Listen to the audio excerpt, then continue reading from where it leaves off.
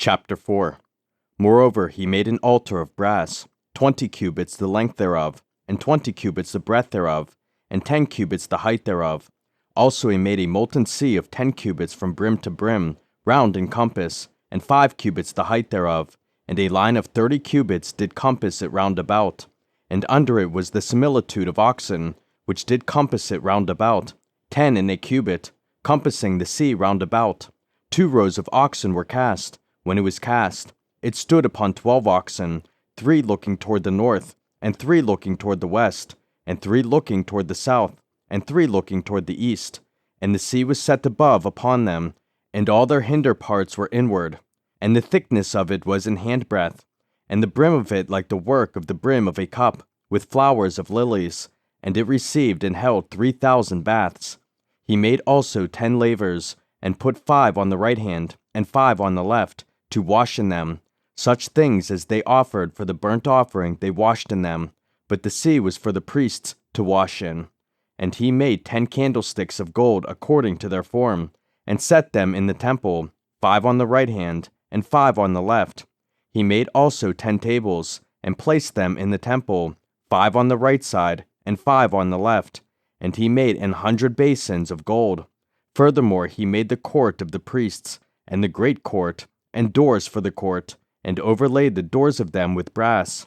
And he set the sea on the right side of the east end, over against the south. And Huram made the pots, and the shovels, and the basins. And Huram finished the work that he was to make for King Solomon for the house of God, to wit, the 2 pillars, and the pommels, and the chapiters which were on the top of the 2 pillars, and the 2 wreaths to cover the 2 pommels of the chapiters which were on the top of the pillars, and 400 pomegranates on the 2 wreaths, 2 rows of pomegranates on each wreath, to cover the 2 pommels of the chapiters which were upon the pillars.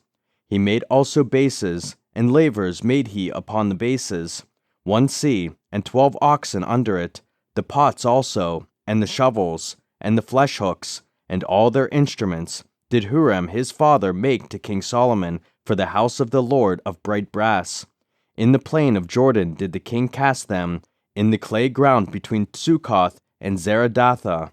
Thus Solomon made all these vessels in great abundance, for the weight of the brass could not be found out.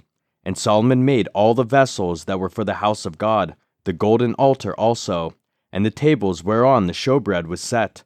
Moreover the candlesticks with their lamps, that they should burn after the manner before the oracle of pure gold, and the flowers, and the lamps, and the tongs made he of gold, and that perfect gold, and the snuffers, and the basins, and the spoons, and the censers, of pure gold, and the entry of the house, the inner doors thereof for the most holy place, and the doors of the house of the temple were of gold.